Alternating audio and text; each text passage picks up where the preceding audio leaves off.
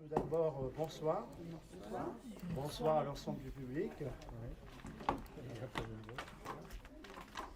Donc il est 20h33. Je vais faire appel. Alors, monsieur François Bellhomme, moi-même, je suis présent. Béatrice Bonvin. Présente. Jacques Guay. Présent. Armelle Théron. Présente. Denis Durand. Présent. Patricia Evelot. Présente. Jean-Paul Marchand. Présent. Christine Abegère. Présente.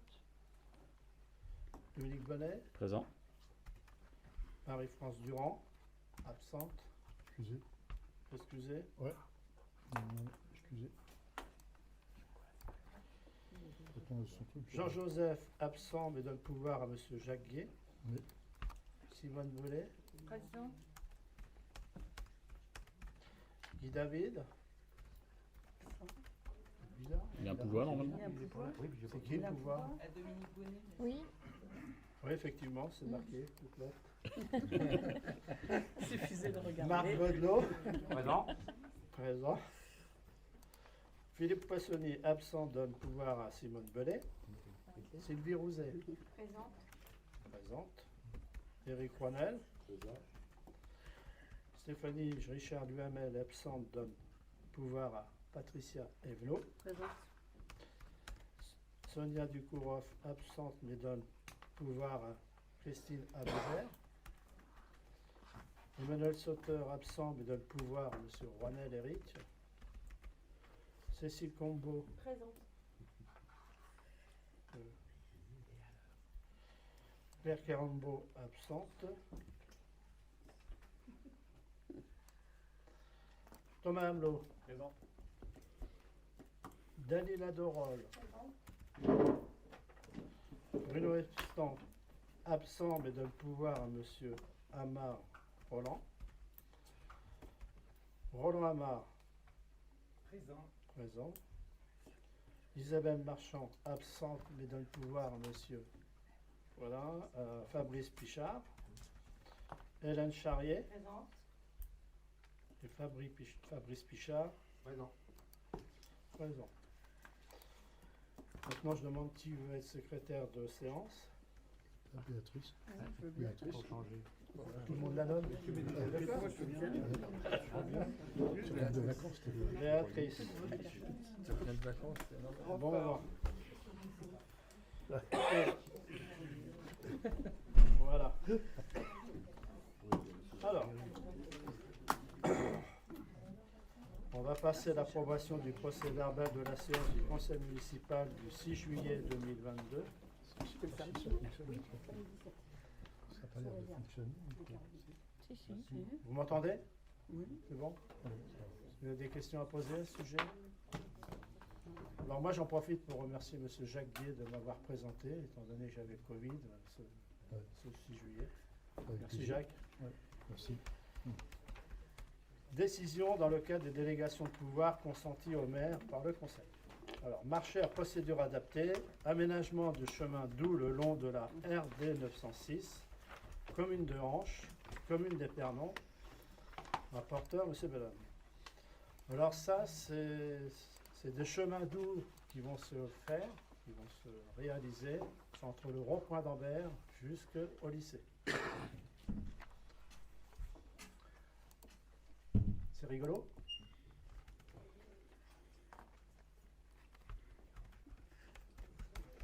Considérant la délibération du conseil municipal numéro 2021 07 au 11-10-2021 autorisant la signature d'un groupement de commandes avec la commune de Hanche pour la réalisation d'un cheminement doux le long de la RD 906. Il est conclu le marché à procédure adaptée pour l'aménagement de cheminement doux le long de la RD 906, commune de Hanche, on répète, commune d'Épernon avec l'entreprise Colas, 11 rue du 19 mars 1932. Le coudray, décomposé comme suite. Alors la première tranche, commune de Hanche, en TTC, c'est 177 721,92 €. Et la deuxième tranche, commune d'Épernon, 180 718 € 74. Le marché à conclure pour une durée de 8 semaines, 4 semaines tranche par tranche, plus une semaine de préparation à compter du 12 septembre 2022. Donc ça va pas tarder. Voilà.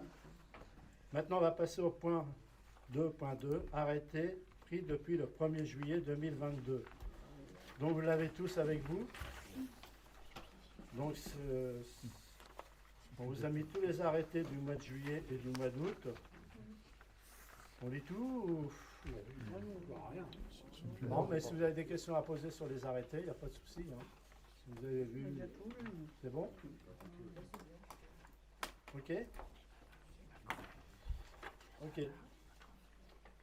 Maintenant, 2.2.1, arrêté permanent. Juillet, le 1er juillet 2022, Urbain, alignement individuel pharmacie Franck. Mois d'août, le 19 août, modification régie de recettes, numéro 10, location de salle. Ça, c'est les arrêtés permanents. Bien, maintenant, on va passer au point ressources humaines. Avenant numéro 2 de la convention de mise à disposition du service de la communauté de communes des Portes Auréliennes d'Île-de-France pour l'organisation de la pause méridienne au sein des écoles de la commune. Rapporteur, Madame Théron-Caplan. Bonsoir à toutes et à tous. Merci, Monsieur le maire. Considérant que la convention prend fin au 31 août 2022, considérant qu'il convient de prolonger jusqu'au 31 décembre 2022 le temps de revoir les modalités de mise à disposition et d'établir une nouvelle convention au 1er janvier 2023, la convention qui nous lie à la communauté de communes des Portes Auréliennes pour la mise à disposition de leurs services enfance-jeunesse pour l'organisation de la pause méridienne des écoles d'Épernon est arrivée à terme au 31 août 2022. Pour maintenir le service et en assurer la continuité, le temps de revoir les modalités de la dite mise à disposition, il est proposé un avenant, que vous avez en annexe, à la convention de 2019 afin de la prolonger jusqu'au 31 décembre 2022. Sur l'exposé présenté, après en avoir délibéré, le conseil municipal est invité à décider de prolonger la validité de la convention de mise à disposition du service enfance-jeunesse relative à l'organisation de la pause méridienne au sein des écoles de la ville d'Épernon, dans les mêmes conditions jusqu'au 31 décembre 2022, autoriser Monsieur le maire ou son représentant à signer cet avenant. Voilà, Monsieur le maire. Avez-vous des questions à ce sujet? Bon, c'est une mise à jour en quelque sorte, hein, jusqu'au 31 décembre.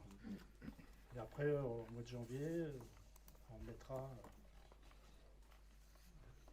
Nous travaillerons pour remettre en route une convention à partir du 1er janvier. C'est ça. Ok. Bon, qui est contre? Qui s'abstient? Qui est pour? L'ensemble du conseil? Merci. Affaires générales. Convention avec le département pour le transfert de maîtrise d'ouvrage et d'entretien relative aux travaux de requalification sur la RD 906 bis, rue Bourgeoise et rue du Général Leclerc. Rapporteur, Monsieur Denis Durand. Bonsoir à toutes et à tous. Merci, Monsieur le maire. Considérant les travaux de requalification débutant prochainement rue Bourgeoise et rue du Général Leclerc, considérant qu'il est nécessaire de clarifier les rôles et responsabilités du département de la commune lorsque sont entrepris des travaux sur les routes départementales et agglomérations, M. Durand, moi-même, adjoint, expose. La Convention a pour objet de préciser les modalités d'intervention, de financement et de responsabilité du département et de la commune d'Épernon à l'occasion de l'aménagement de l'RD 906 bis en travers d'Épernon du PER plus 0+0 à 0+440, rue Bourgeoise et rue du Général Leclerc. Le conseil départemental et la commune d'Épernon s'accordent pour confier la maîtrise d'ouvrage unique de l'opération à la commune. La convention est conclue à compter de la date de signature la plus tardive des parties jusqu'à la fin des travaux et après réception de ceux-ci, elle expirera dès lors que l'ensemble des clauses la Constitution aura été exécutée. Sur l'exposé présenté et après avoir délibéré, le Conseil municipal est invité à approuver le projet de convention annexé à la présente délibération, autoriser Monsieur le maire ou son représentant à signer la présente convention et à prendre tout acte et à signer tout document nécessaire à la bonne exécution de la présente délibération. Voilà, Monsieur le maire. Donc vous avez constaté qu'on a commencé les travaux. C'est une route départementale. Vous savez qu'à l'époque, c'était la nationale 10. Donc là, il fallait absolument faire une convention pour attaquer les travaux. Et lorsque ça sera terminé, on fera un déclassement, c'est ça? Oui. Hein, un déclassement pour que ça vienne dans les girons de la commune et non départemental. Donc il fallait impérativement faire cette convention. Voilà. Donc si vous avez des questions à poser à ce sujet.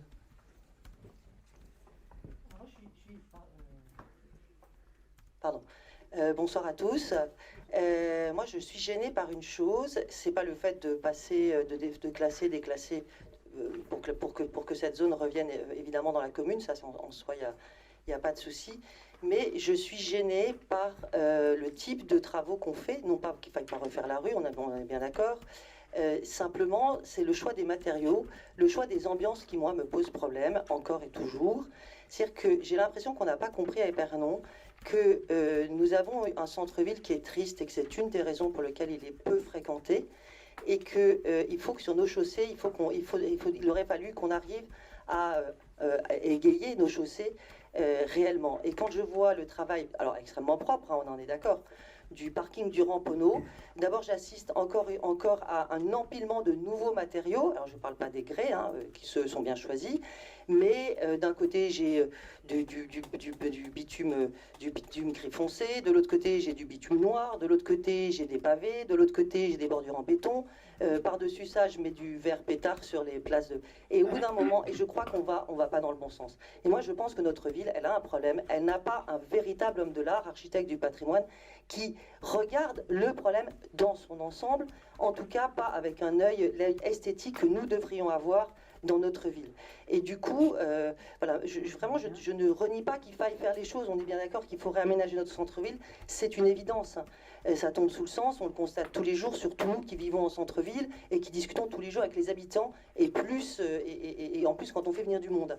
Mais là, il y a quelque chose qui, enfin, en mon âme et conscience, je peux pas valider ça. J'en suis désolée. Genre, je ne voterai pas contre parce que effectivement, des travaux doivent être faits. Mais par contre, vraiment, et en plus j'écoute beaucoup les gens, j'en rencontre beaucoup, c'est mon boulot, enfin ça fait partie de mon boulot, et vraiment esthétiquement il y a quelque chose, la propreté ne suffit pas à faire la beauté d'une ville. Mais non, je sais, madame. Est-ce que vous savez que vous ne faites pas n'importe quoi ici? Non, mais je sais bien. Mais C'est les bâtiments de France, madame. Je sais. Alors allez voir les bâtiments de France, allez leur dire. Mais je peux leur dire. Allez leur dire. Il n'y a aucun problème. Hein. Ouais, Mais, bah, allez-y. je veux dire, là, nous, Allez leur les dire. bâtiments de France ne font pas tout, vous le savez bien. Ah oui, mais Bah oui. plus je vous réponds de En plus. fait, je sais bien que je connais bien toute la problématique des bâtiments de France. Vous savez bien que, enfin, c'est mon quotidien, donc je connais bien tout ça. Je sais bien qu'ils sont très peu nombreux. Je sais aussi que parmi les architectes des bâtiments de France, il y a des excellents et il y a des moins bons, comme dans tous les univers. On en est d'accord. Hein. Néanmoins, les maîtres du jeu au départ en amont, c'est nous. Ceux qui proposons les projets en amont, c'est nous. Si on fait des projets top. Si on fait des projets remarquables, à l'arrivée, l'architecte des bâtiments de France, il valide le projet remarquable. Non, mais bon, je vous entends, ok. Mais voilà, donc on est tributaire des bâtiments de France. Le problème, encore une fois, ce n'est pas les bâtiments de France. Le problème, c'est ce que nous proposons aux bâtiments de France. Respect, madame. La vape. Ouais. Bah, Mais oui. j'entends tout ça. Mais quand Il faut se retirer alors, faut se retirer, c'est ça? Bah, comment? Vous voulez qu'on se retire? Non, mais enfin, je veux dire, vous êtes le maître du jeu, donc je ne conteste pas le fait que vous êtes monsieur le maire, vous êtes l'équipe majoritaire. Il y a aucun, je veux dire, c'est le jeu, il y a aucun problème.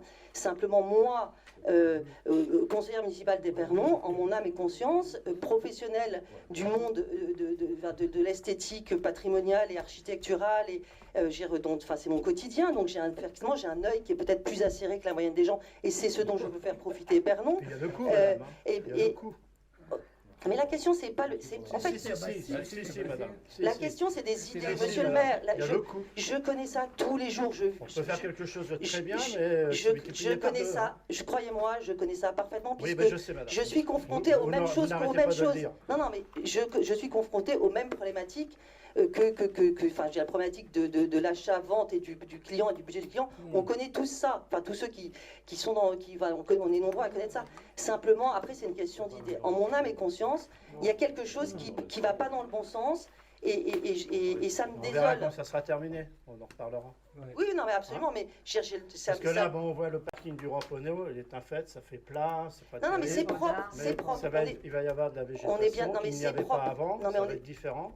Oui, oui, non, mais Voilà. je Maintenant, vois vous me parlez comme des vous. tracés verts, mais on ne peut pas faire autrement, puisque c'est Non, une mais zone verte. j'entends bien tout ça, monsieur voyez le maire. J'entends bien tout ça, je vois que c'est propre, il n'y a aucun souci, je vois qu'il y a du travail. C'est pas la Et en question. plus, on rajoute des pavés qu'il n'y avait Je- pas avant. et On rappelle l'histoire des fermes. Oui, mais on a aussi on a aussi un amoncellement de choses.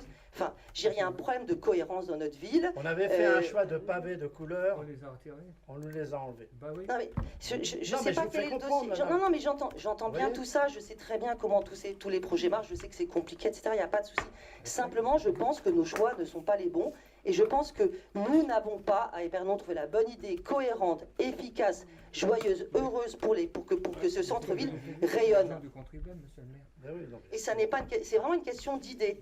Et quelque part, je pense, on n'a pas l'homme de l'art qui nous fait un super Épernon, quoi. Ok, madame, bon, bah, je vous ai entendu, merci. Alors, on va passer. Il y a d'autres réactions? Comment? On passe au vote. Oui.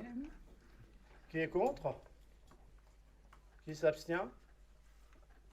Madame Charrier. Et qui est pour? Merci pour l'ensemble du conseil. Bon, bah écoutez, l'ordre du jour est terminé. On va passer aux questions diverses.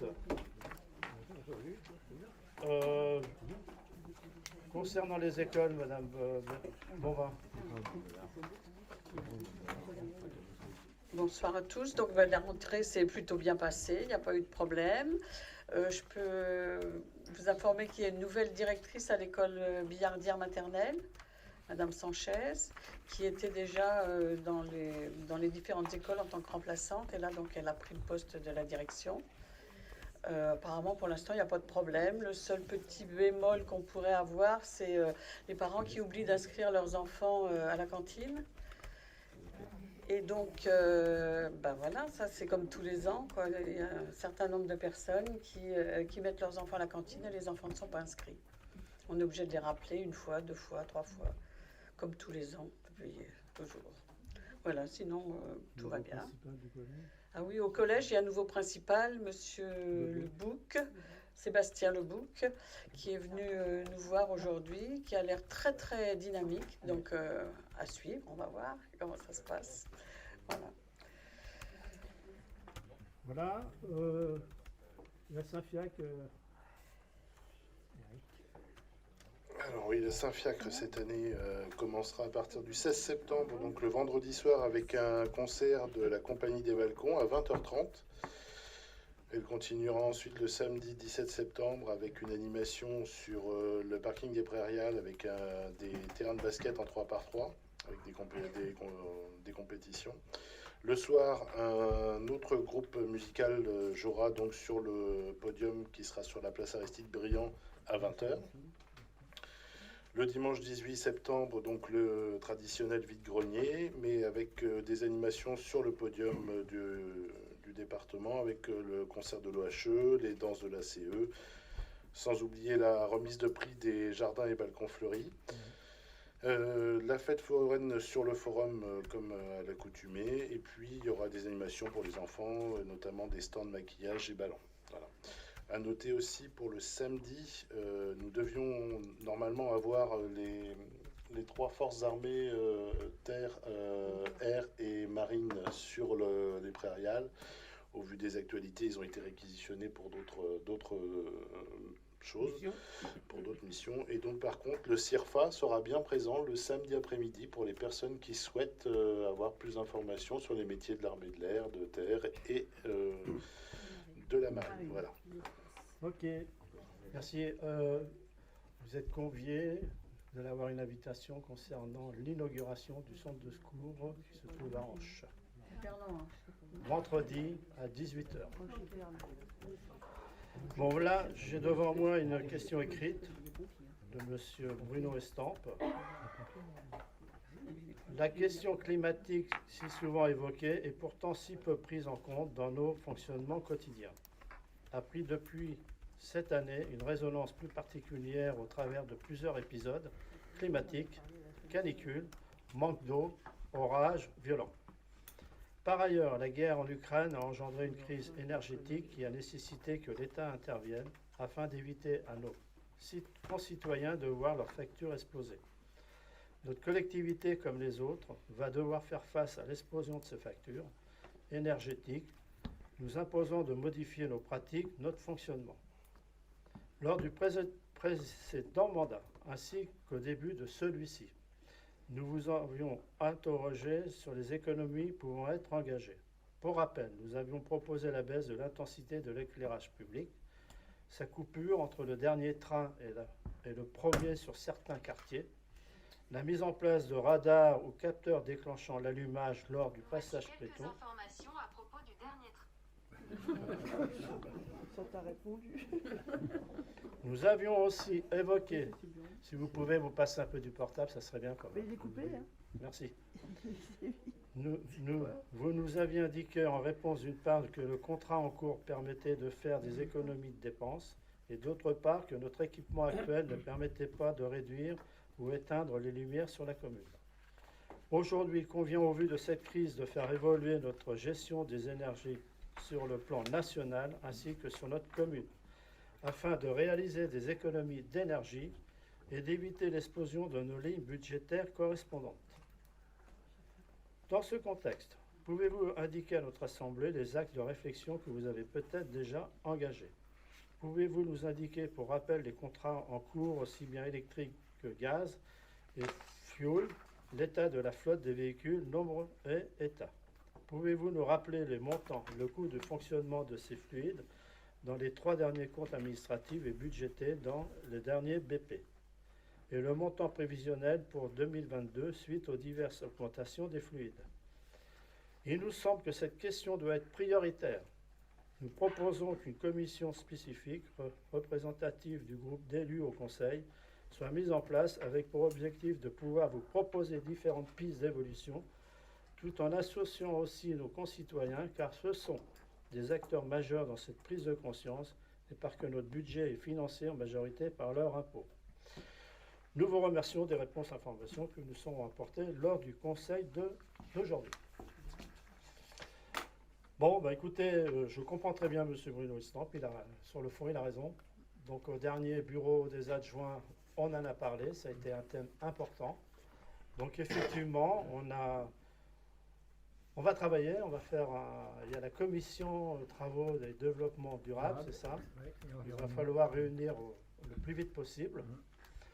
Donc, concernant la facture électrique, je pense qu'on va projeter, c'est ça? On va vous projeter, on va vous en parler ce soir. Parce qu'il faut savoir que depuis 2013, notre parc de la ville, il y a eu beaucoup de changements de fait, d'enfouissement, avec beaucoup de candélabres. Et sachez que tout est en LED. Et on va vous faire voir, et heureusement qu'on l'a fait. Heureusement. Parce qu'il y a eu une baisse, mais sachez que les factures, elles ont fait ça. Si on n'avait pas fait ça, je pense que là, on aurait atteint un sommet assez important. Donc là, on va vous montrer. C'est M. Thierry Delannoy, en tant que technicien, de nous expliquer ça. Faites-nous au micro.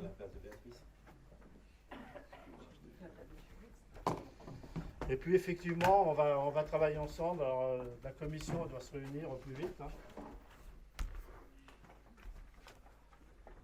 Parce qu'il est vrai qu'on a l'intention de couper.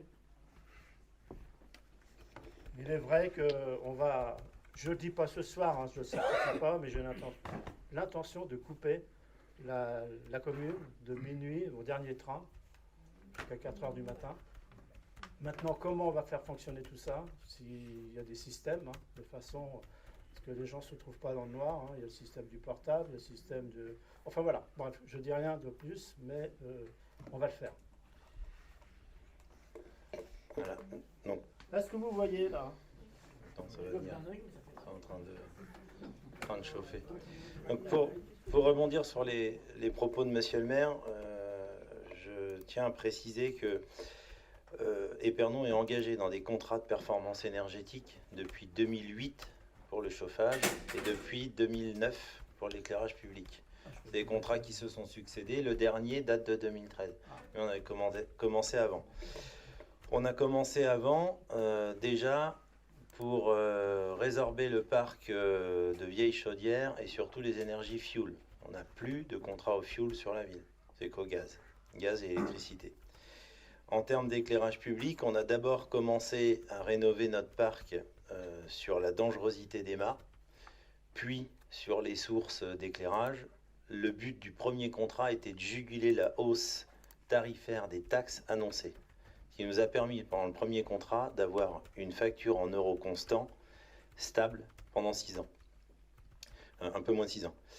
Et le deuxième contrat nous a permis de continuer à améliorer les performances énergétiques et petit à petit de transformer les sources à incandescence en sources à LED. On a encore une marge de progression là-dessus parce qu'il reste encore des sources, mais les investissements étant planifiés dans des mesures qui nous permettent de faire plein d'autres choses sur la ville, on n'a pas pu tout faire d'un coup. Donc ça se fait progressivement. Ce qu'on peut retenir du contrat d'éclairage public. Voilà. Excusez-moi, j'avais pas vu, j'étais pas engagé. Donc en bleu, depuis 2013, donc depuis le renouvellement du contrat, en 2013, en bleu, vous avez l'énergie qui était consommée quand on a pris le contrat et qui vous illustre une constante si on n'avait rien fait. Donc aujourd'hui, on serait toujours à 757 400 kWh pour une facture équivalente à aujourd'hui, et je dis bien aujourd'hui, pas demain, à 129 000 euros de facture. En orange, ce sont les énergies consommées suite à nos investissements avec des sources moins énergivores. Monsieur le maire l'a dit tout à l'heure, on a remplacé le parc d'éclairage public suite à des programmes d'enfouissement. Il faut savoir qu'on consomme moins d'énergie, mais avec plus de points lumineux. Parce que lorsque on faisait de l'éclairage public dans les années 70-80, 90 même, on mettait un déflecteur sur un poteau béton, sans se soucier de l'uniformité d'éclairage. Maintenant, quand on rénove l'éclairage, on se soucie de l'uniformité de l'éclairage avec un éclairage minimum constant au sol pour toutes les normes qui nous sont imposées maintenant. Et c'est surtout qu'on éclaire ce qu'on doit juste éclairer, la chaussée. On ne fait plus d'éclairage qu'on a connu, qu'il y avait à la Diane il y a quelques années, notamment les boules qui éclairaient aussi bien le ciel que tout l'environnement. Donc avec ces efforts d'investissement et de rénovation du patrimoine, on arrive aujourd'hui à une énergie consommée à 540 000 kW pour une facture à 98 000 euros, hors taxe. Et en sachant que 2022, on est sur des projections parce que l'année n'est pas finie. C'est assez facile à calculer en éclairage public parce qu'on connaît les durées d'éclairage. Mais c'est aujourd'hui au tarif d'aujourd'hui. Si demain ça reprend une envolée, ces chiffres-là ne seront bien sûr plus les bons. Mais la tendance est quand même fortement marquée à l'augmentation tarifaire, qu'on fasse des efforts ou pas. Effectivement, pour reprendre les propos de Bruno Estampe, le coût de l'énergie est un facteur très important. La meilleure énergie étant celle qu'on ne consomme pas. Je vous laisse réfléchir là-dessus. Depuis le début du contrat, j'aime bien cette petite étiquette qui nous a été faite par notre prestataire. Ça représente une économie de 48 foyers moyens français. C'est 13,3 tonnes de CO2 non rejetées et c'est 95 400 km non parcourus en voiture. Ça donne des petites références qui permettent un petit peu de positionner le curseur, en sachant qu'à Épernon, on est autour de 1600 points lumineux sur toute la commune. Pour le chauffage est encore une fois un contrat de performance énergétique qui lie des investissements pilotés par le prestataire, qui nous a permis de rénover notre parc de chaudières, d'avoir des chaudières plus performantes, de supprimer le parc fuel notamment. Au regard de ces investissements, le prestataire s'engage à maintenir une température minimale dans les bâtiments, Donc, par exemple, dans les écoles maternelles, c'est 21 degrés. Dans les bureaux, ça doit être 20, 19 ou 20. Alors, c'est cadré par le Code du travail aussi, ça, on ne peut pas faire ce qu'on veut. Mais c'est surtout qu'on a des abaissements de puissance la nuit. Ça sert à rien de chauffer des bâtiments la nuit quand il n'y a personne. Faut pas trop les refroidir non plus, parce qu'après, on consomme plus d'énergie pour les réchauffer le lendemain matin. Mais il y a un abaissement réel. Ce qui explique, par exemple, dans la salle des tourelles, le fait qu'on soit passé en pompe à chaleur RR sur les blocs de clim qui sont à plafond et que les radiateurs ne soient plus du tout alimentés. Précédemment, les radiateurs de la salle des tourelles étaient alimentés par la chaudière de la mairie, ce qui fait que pour avoir, entre guillemets, chaud le soir dans la réunion, on chauffait tout l'hôtel de ville pour rien. Maintenant, c'est terminé, ça nous permet d'abaisser la puissance dans l'hôtel de ville. En bleu, vous voyez l'engagement de consommation maximum du marché par le prestataire. Donc il y a eu un petit creux parce que notre parc de bâtiments a évolué.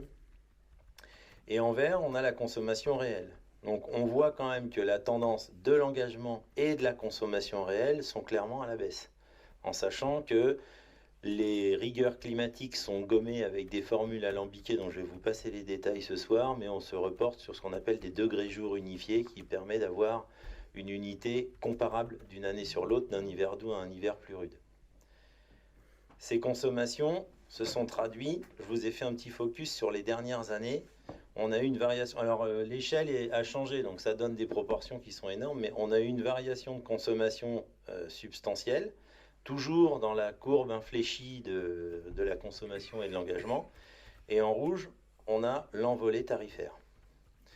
Donc j'ai choisi cette échelle surtout pour souligner l'effet de ciseau, où on voit qu'on continue à baisser en consommation, mais que les factures continuent à monter. Et elles montent fois 2,5, quoi.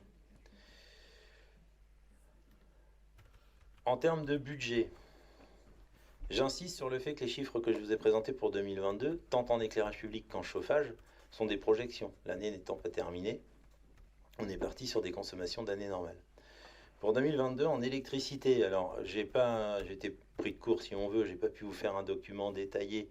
Je pense que ce document détaillé qui reprend tous les bâtiments, on le fera en commission spécifique. Donc ce soir, je vous ai juste fait des focus sur des chiffres clés.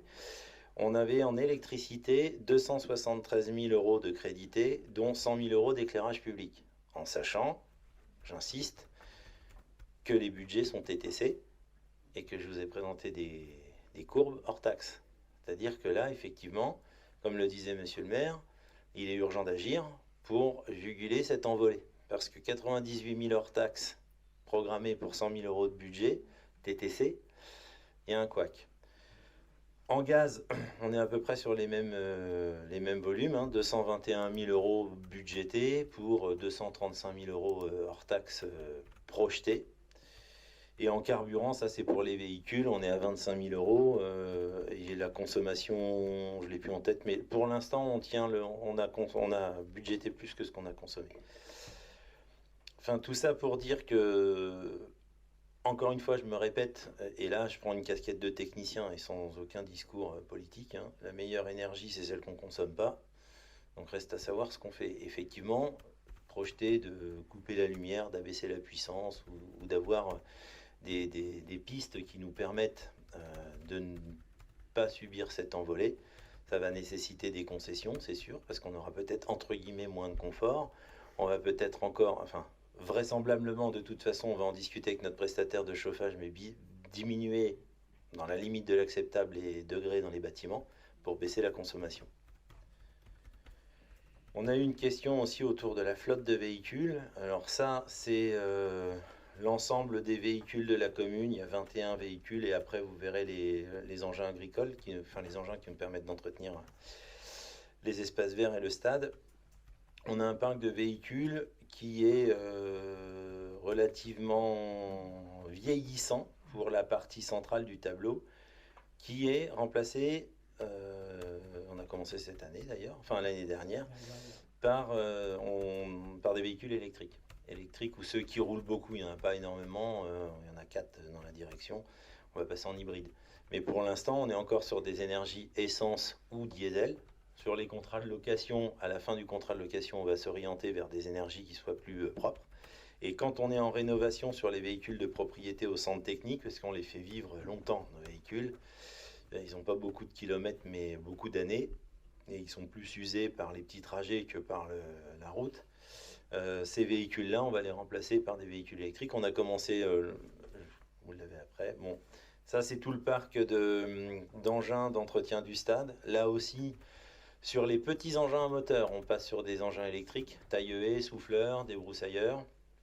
On a fait un premier essai sur une première salve d'investissement il y a 5 ans. Ça s'est avéré concluant et la technique s'améliorant sur la durée de vie des batteries et sur leur longévité, on va progressivement passer tout le parc, une bonne partie du parc en électrique. Quant aux tracteurs et tondeuses autoportées, on est encore sur des énergies fossiles parce que à ce jour, j'ai pas encore eu d'éléments qui me permettent de comparer les engins à moteur thermique avec ceux des moteurs électriques. Ça viendra parce qu'on a quand même des engins qui sont relativement récents, des tracteurs de 2008. Un tracteur de 2008, il est relativement neuf, il n'a pas beaucoup d'heures de service. Mais au fur et à mesure des remplacements, on vise des énergies électriques pour ce genre d'engin.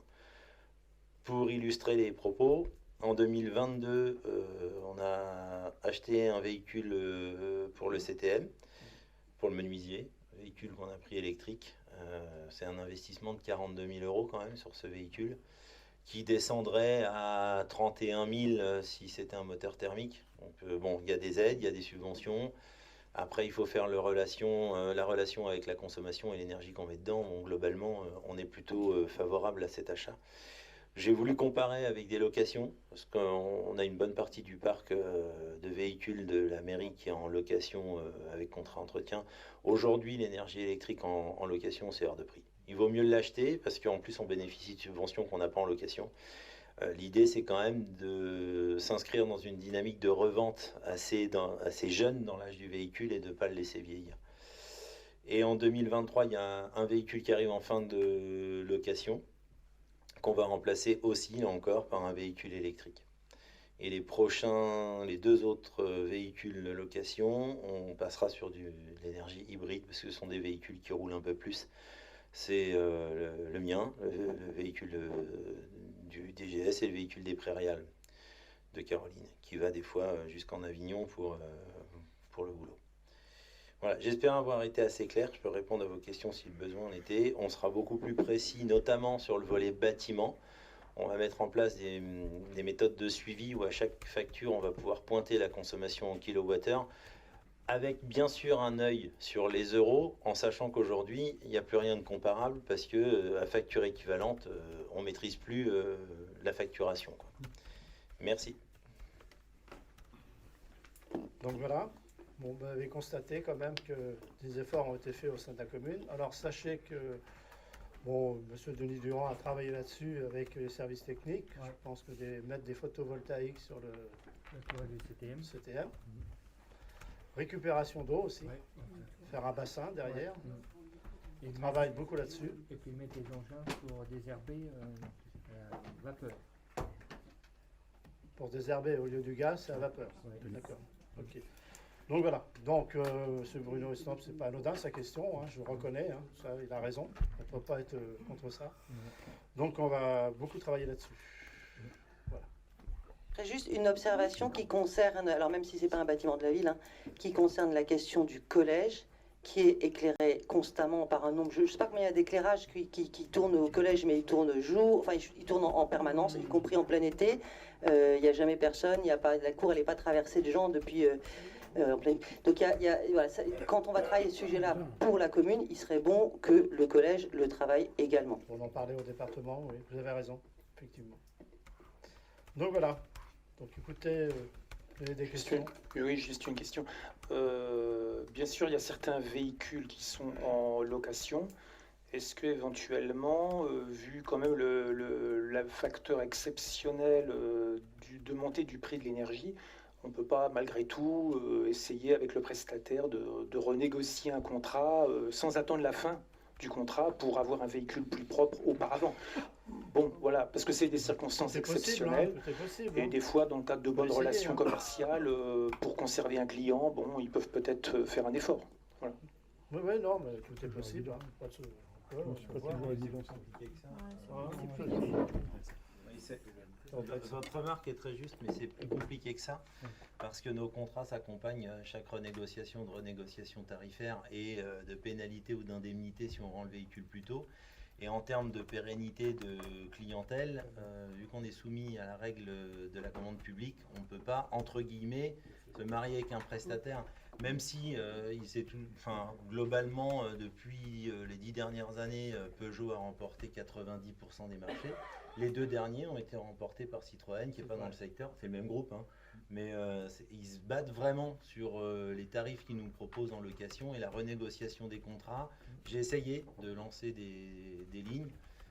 C'est pas une fin de non-recevoir, mais je sais qu'il faut vraiment regarder le revers de la médaille pour être sûr qu'on ne se fasse pas avoir en termes de coûts. Ok.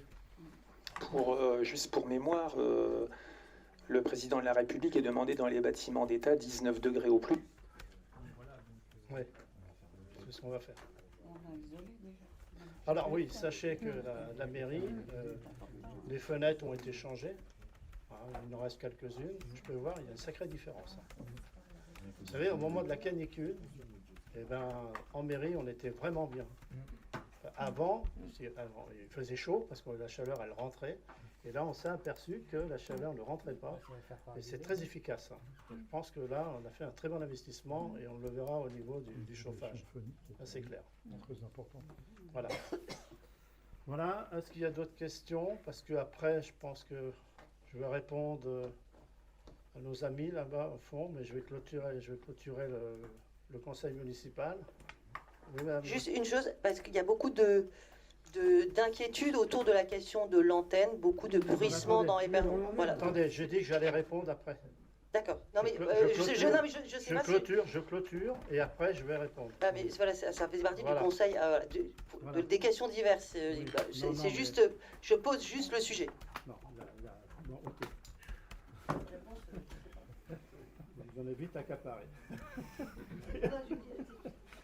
Bon alors, il est 21h15, je clôture le conseil municipal. Voilà, merci.